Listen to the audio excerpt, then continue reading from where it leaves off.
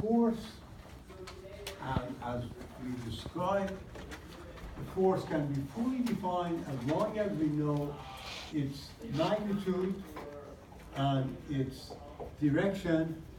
And of course, another attribute of the force is that the forces add up following the vector algebra.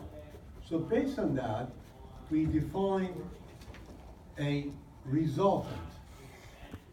So as we said, forces can be added up algebraically.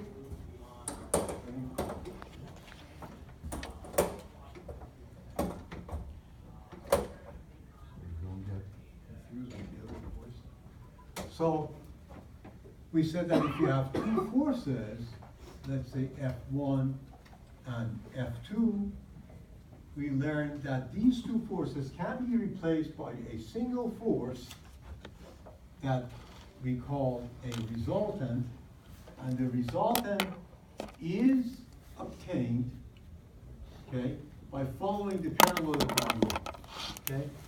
And in order to fully define this, we needed to know its magnitude and its direction, and as we said, magnitude, we demonstrated magnitude can be defined by the law of cosines, and this can be found by the law of sine, right? So we saw that through an example. Now let's introduce another terminology or definition. If you have a force, R, that is the sum of two other forces, okay? Of course, that summation can be obtained by using parallelogram law. We call these two forces components of R. That's the definition. So two forces, sum of which, okay, leads to a single force, which is the resultant of these two, are called the component of R. But by looking at this definition and the approach, you can now see that very easily that if you have a force R, this force R is not necessarily the resultant of only two components. In fact, you can think of infinite number of components like this, sum of all of them being the same force R. In other words, any force can have infinite number of components, right? According to this definition and according to basically the parallelogram law that we use to find the resultant. So for that reason, this can be a little bit confusing. So a gentleman by the name René Descartes, right? You remember him, right? Came up with this idea.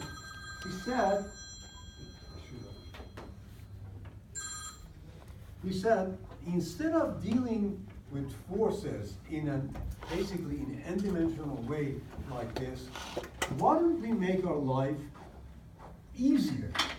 Let's confine the world we are dealing with into only two directions. We call them X and Y, two mutually perpendicular axes.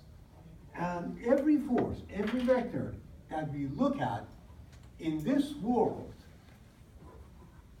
force F, we will be only interested in those components that are the projection of this force along these two axes.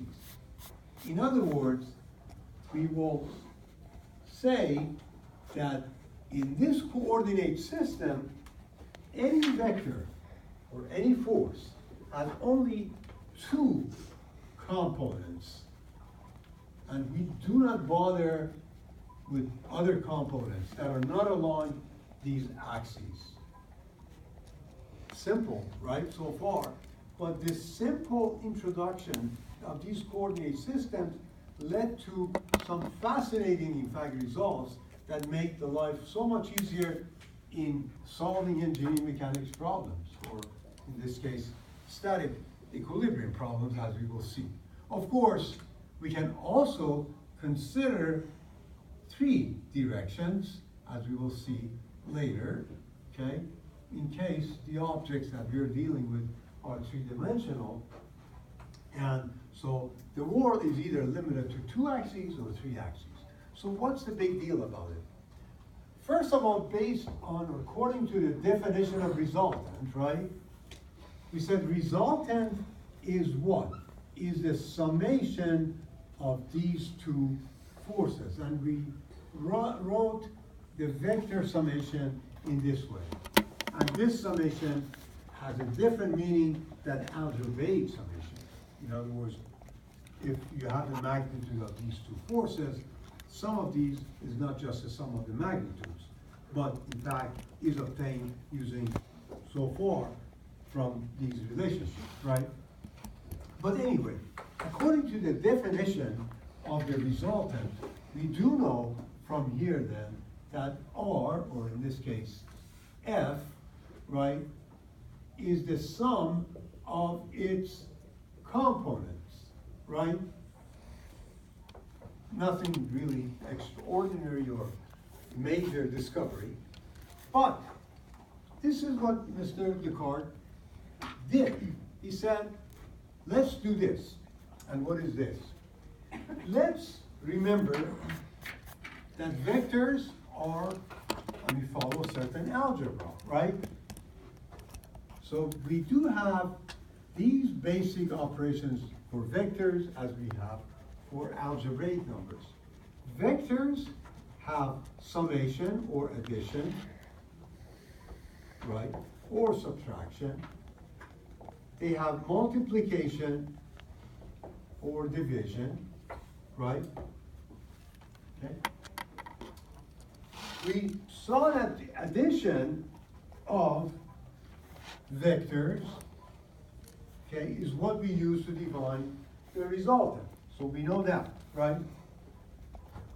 Let's get into the multiplication. And in case of vectors, multiplication of vectors is not just a single quantity, but it is defined in three different ways depending on what we do. Either we, in terms of vectors, either we want to multiply a scalar and a vector, which we call that scalar product or scalar multiplication, or sometimes we multiply two vectors, we call that vector product, or we in fact multiply two vectors in a different way, which we call that dot product. For the time being, we are going to focus on this, which is going to help us to lay the foundation for what we've done here. What is a scalar product? If you have a scalar A, which is basically a number, okay, and a vector F, or force, the vector product, in other words, the product of this scalar and F is a vector. So outcome of this operation is a vector. So when you say the outcome is a vector, you need to know what is the magnitude. To fully define that vector, you need to know what is its magnitude and what is its direction. Magnitude of that vector can be obtained by just multiplying the absolute value of this scalar and the magnitude of that force or that vector. And its direction, okay, is if A is positive, is along the same direction as F, and if A is negative, is opposite to the direction of F. What does that mean? let's say if you have a vector like f here, and you want to multiply that by a number, say 2, this would be 2 times f, or the magnitude of this is 2 times the magnitude of this vector, and its direction, since A is positive, in that direction. If you had negative 2, or the scalar was a negative number, this would be negative 2f. So, what's the big deal about this simple concept? Based on this definition, or the meaning of the scalar product, we can say this. If you have any vectors, a force f, let's consider a tiny little vector along the direction of that vector, the force, that its magnitude is 1 unit. We call this a unit vector. According to the scalar product, then, you can write the original vector as being the scalar product of its magnitude times this unit vector. So any vector or any force can be written as the product of its magnitude, the scalar product of its magnitude, and the unit vector that resides along that force, along that vector. What conclusion can we draw from this? This is what Mr. René Descartes did. He said along the two axes that I have defined here, which I call them after my own name, Cartesian coordinates, let's arbitrarily set up two unit vectors along those directions. We call them I and j. Each of them have a length of 1. It's just that they act along those directions. So with that set, I can write the projection of f along x, or f of x, as being the magnitude of that vector times I, and f sub y vector would be a magnitude of f sub y times j, right? Therefore, the vector that was written as the sum or the resultant of the two components can be written in an alternative form as this: f of x I plus f of y j. This is called the vector equation for a force. And we will see the application of this mathematical formulation of a force. Another conclusion can be also drawn, and that is, in 2 dimension, if you have a force, it makes an angle. In other words, the orientation of that is defined by the angle that it makes, say, with the x-axis. And that angle, theta, is what? Is the arctangent of f of y over f of x, right? But you also see that f of x is what? Magnitude of f times cosine theta. F of y is the magnitude of f times sine theta. So if I substitute these into that equation, you can see that another form of that representation can be derived, which would be like this.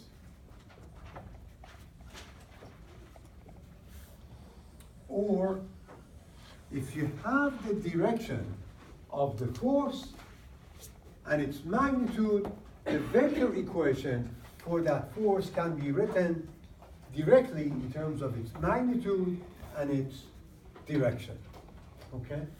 And also remember, of course, that magnitude is what? Magnitude is the sum of the square root of the sum of the squares of the two components. Okay? So these are all the tools that we need, which we will be now demonstrating how easy this formulation makes to deal with forces, the resultant, and all those concepts that we have discussed so far, and makes our life a whole lot easier if we wanted to deal with forces and the resultant by using this geometry and trigonometry approach. Okay, any questions so far? No? Okay. So, now with that said, okay, let's summarize everything we have done, or we have said, and then we'll do some example problems to better understand the application of what we have derived. So by now we know the meaning of resultant. Resultant means what? If you have several forces, you can find the resultant by writing by adding up these vectors vectorially, right? However, let's look at what that implies.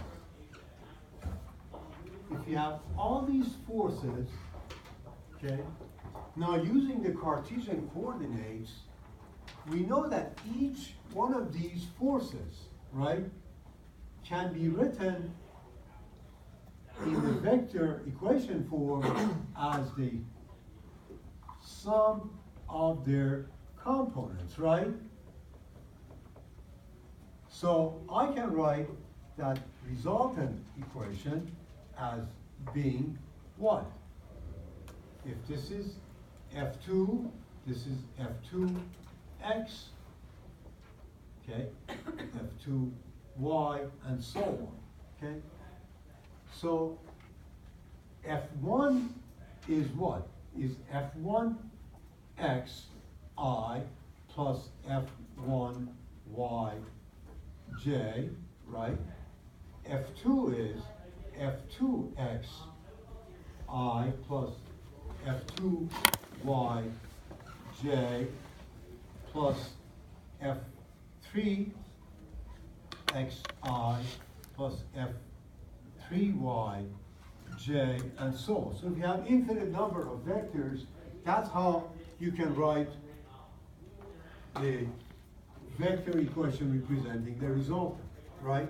But if you look at this, you have this common factor being these unit vectors, so you can write this as the sum of the x components of all these vectors, forces times I, plus the sum of the y components of all those individual forces. So, in other words,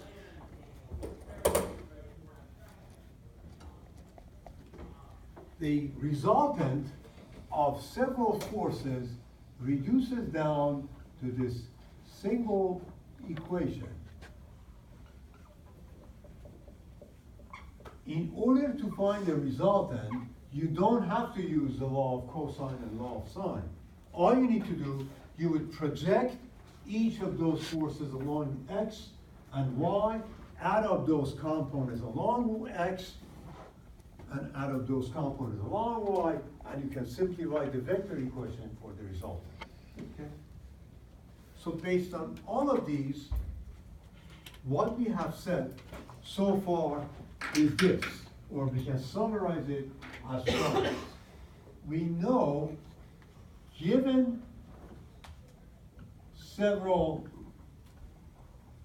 forces, okay, we can find their resultant, okay, by using basically this equation. That's the first thing that we have learned, okay? Second, we said that statics is about objects being at rest. For the time being, we assume the object that we are dealing with is a single point. We call that single point a particle. And for the time being, we assume that all forces act at a single particle. So for the time being, we make the assumption that all forces that we are dealing with, they act at a single particle. Okay? We said that statics means what? Objects are at rest. They do not move. What does that mean? You remember from the second law of mechanics, right?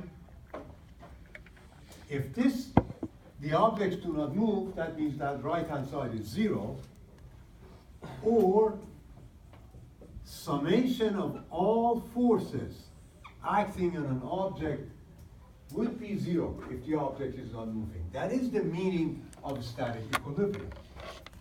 We know the sum of these forces means their resultant. So if the resultant is 0, what that means is the summation of all forces acting along the x-axis, a summation of all forces along the y-axis is 0. Okay? We call this equations of static equilibrium. And usually we call it just equations of equilibrium, okay?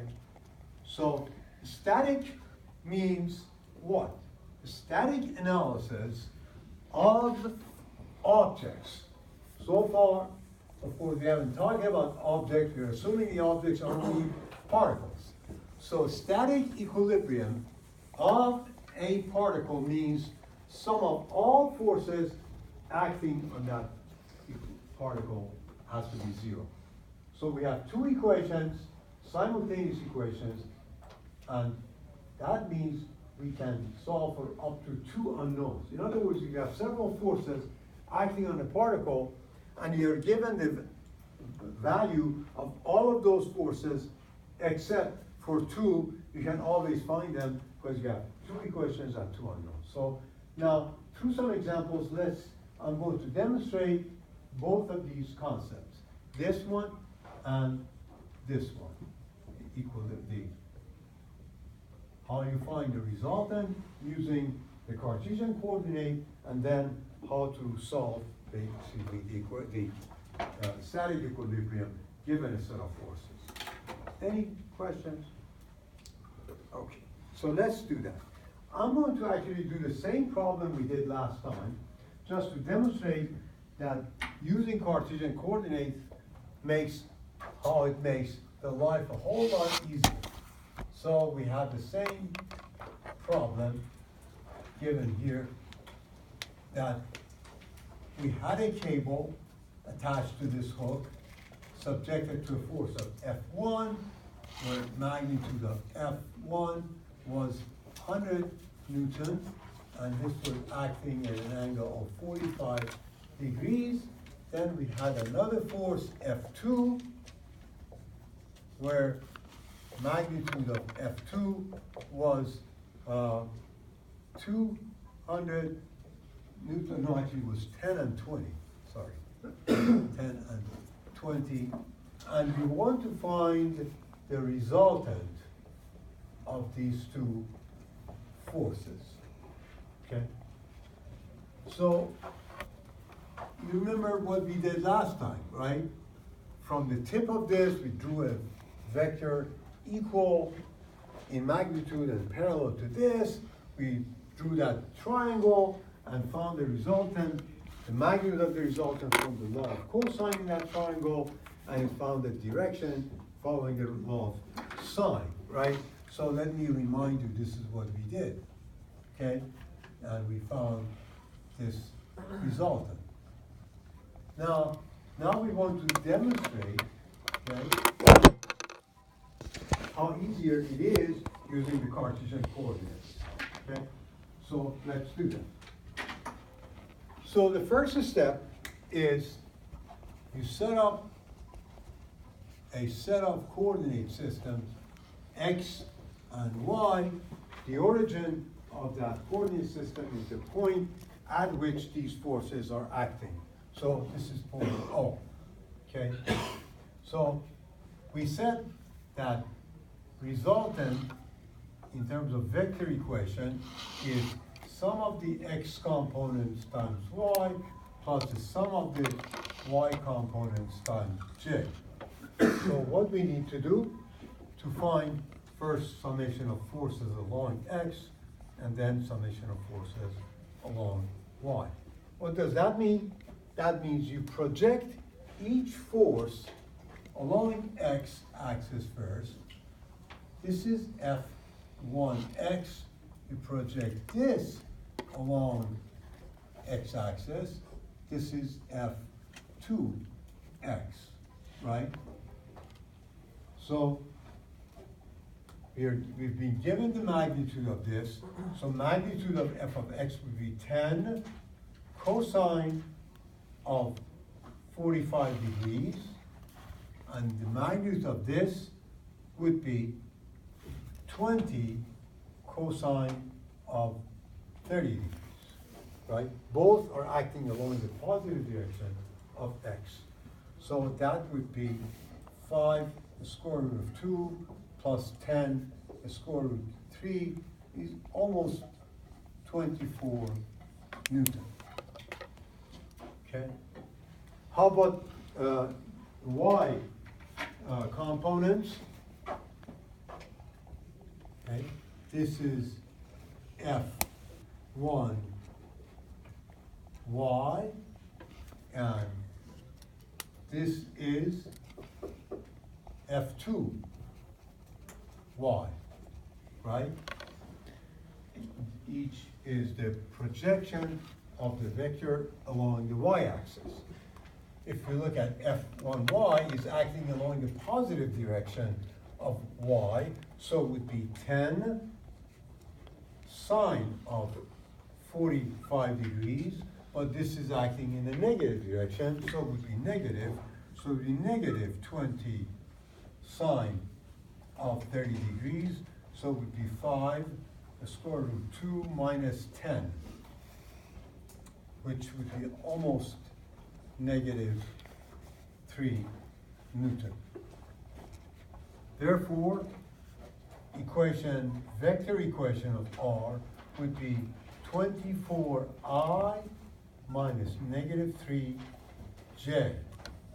So this is the vector equation for R.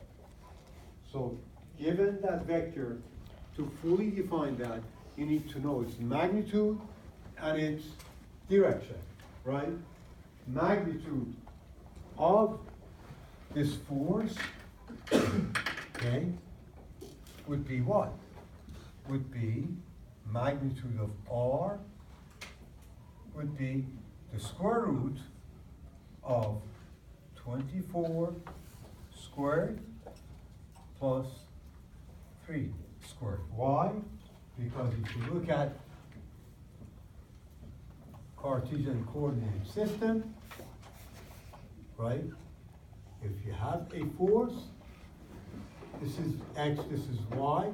In this triangle, this is fy, this is fx, right? So the magnitude is the square root of this is squared plus this is squared, right? So if you find that, would be about 25 Newton.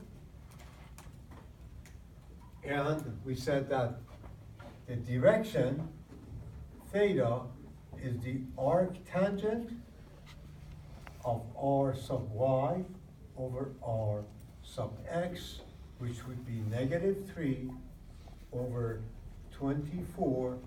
And if you calculate that, this theta comes out to be 6 degrees.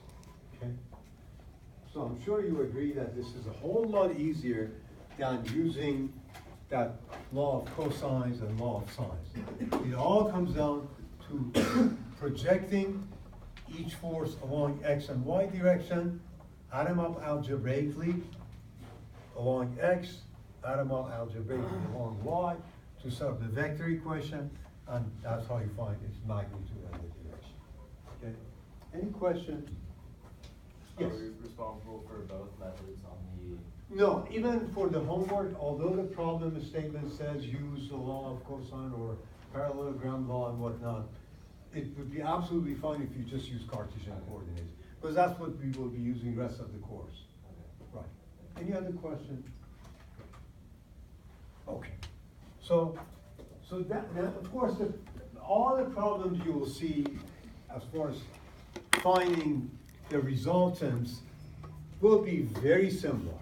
And there is no way that you can twist this problem in so many different ways. You're given certain number of forces with given directions. They may be in the different quadrants, and you're asked to find the resultant. So all you have to do, okay, to find the resultant, set up the coordinate system, find the projection along x, projection along y of each force, add them all up, set up the vector equation, and then from that you have summation of f of x, summation of f of y. The magnitude would be a square root of the sum of these squares, and the direction would be the arctangent of this over that. That's it. Okay?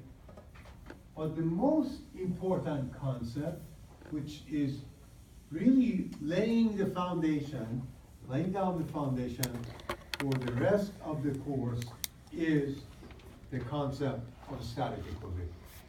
We studied the resultant because we wanted to know if you have an object, in this case a particle, subjected to the action of several forces, how you replace all of those forces with a single force. And in statics, when you have that single force is always zero, because we know that the object is not moving. That means sum of all forces acting on the object is always zero, which defines the concept of static equilibrium. So let's do a problem using the concept of equilibrium. So equilibrium, okay, which we really break it down to two major categories. Right now, we are dealing either with a particle equilibrium, which is what we are studying, or rigid body equilibrium. Okay? We will study this later. For the time being, we are focused on just particle equilibrium. In other words, all forces are acting at a single particle. Okay? So let's look at a problem to demonstrate how this concept is applied. Again, this problem can be stated in so many ways. You may be given several forces, with maybe one of the forces with unknown direction and magnitude, and you're asked to find the magnitude of that force if this particle is in equilibrium. You may be told, okay, the resultant is zero, find this unknown force. They all mean the same thing. So I'm just going to use this example to demonstrate the concept.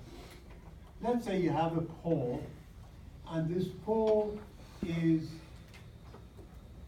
the tip of this pole, this point C, is connected to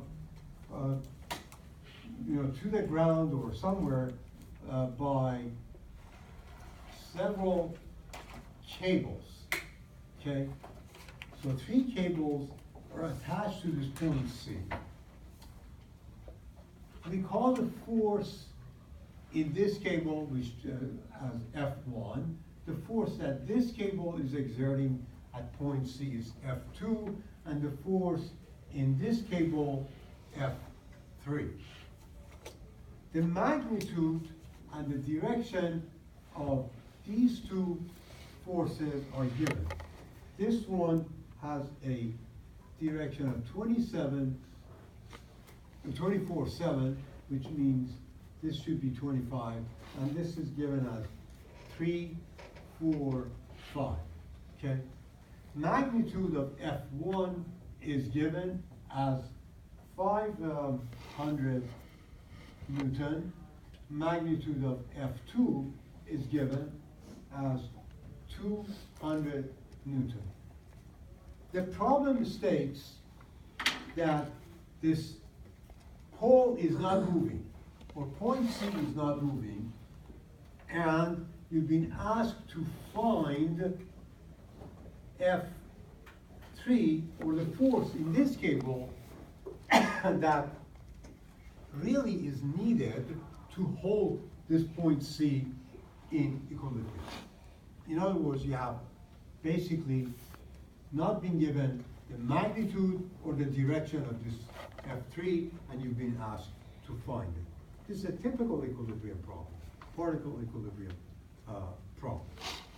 The procedure for solving particle equilibrium is as follows, which is the same procedure as you see later on. We extend it to even rigid body equilibrium. Step 1, okay, identify the particle that is in equilibrium. Step 1. So particle is point C in this case. Okay. Draw all forces that are acting on the particle. You have, in this case, 3 forces. Okay? This is the particle. You have the force F1, given direction 7, 24, 45. You have this force F2. Okay? This is 3, 4, 5. And then you have this force F3. We don't know its magnitude. We do not know its direction either. Okay? What results by completing the step number 2 is a diagram. And remember, it's the first time you get exposed to this. We will build upon this concept. We'll beat it to death. That would be really the core of statics.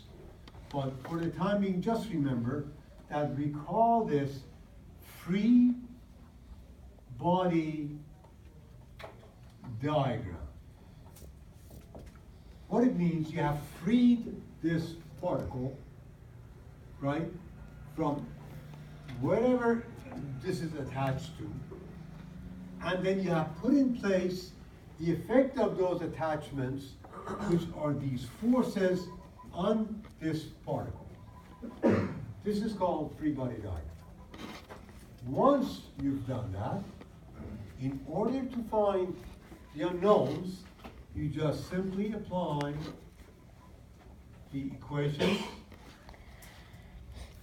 of equilibrium, which for the time being, these equations are summation of force of the line x equal to 0 and summation of force of the line y equal to 0. That is a procedure to solve for equilibrium problems or finding the unknowns in particle equilibrium problems. So let's go step by step. We completed the first 2 steps, okay? So let me just apply now the concept of equilibrium equation, right? So in order to do that, you need to set up, of course, a set of coordinate system, x and y, because you want to find x and y components of every force and to add them up. So if you project this along the x-axis, right, summation of forces along x would be F1 of x, which would be, F1 is given as 500 Newton, times cosine of this angle, which would be 24 over 25. Okay, any questions? How about this one? Projection of this along the x-axis would be magnitude of this given 200 Newton times this angle, cosine of that angle, which is 4 over 5. Then how about this one? Whether the force is known or unknown, you just find its, component, okay? So that would be negative, because it's acting along that direction. So that is negative F, we don't know the magnitude of F3, times cosine of theta. This is equal to 0. Right, summation of forces along y, now equal to 0. So you just simply project now each force along y direction. This component would be positive because it's acting along the positive direction of y. And its magnitude is 500 cosine of this angle is sine of that angle, so it would be 7 over 25. Project this one along y-axis, would be negative because it's acting in the negative direction of y, and the magnitude of that would be then negative 200 times the cosine of that angle and the sine of the other angle, which is 3/5. Same thing here. We will have a negative projection, which would be negative F3 sine of theta is equal to 0. So you have two equations and two unknowns, right? So if, let's say simplify these first, you will have 480 plus 160, so 480 and 640. So you have F3 cosine theta is 640. You have 140 minus 120 is 20. So you have F3 sine of theta would be 20. Two equations, two unknowns, right? The easiest way to solve the problem, you just divide the second one by the first one, and if you do that, so you just, if I call this 1 and 2, you divide 2 by 1, that will give you tangent of theta is equal to 1 over 32, so you find theta, and theta, I have the answer here, theta should come out to be, I don't have the value, I have the ratio, which is, okay, maybe I did. No, I do. I use 32.5.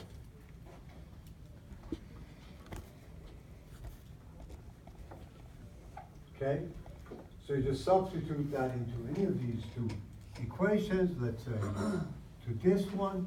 If you do that, that will give you F, and F comes out to be 365 Newton. That's it. Believe me, it's only going to get easier. That's static.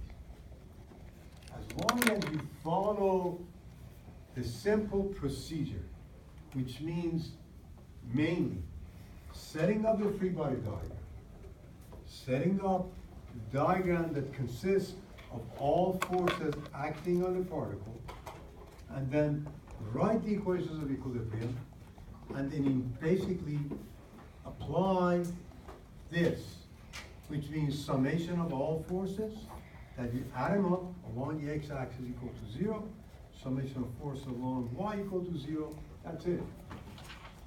Any question? No? If not, see you on Friday.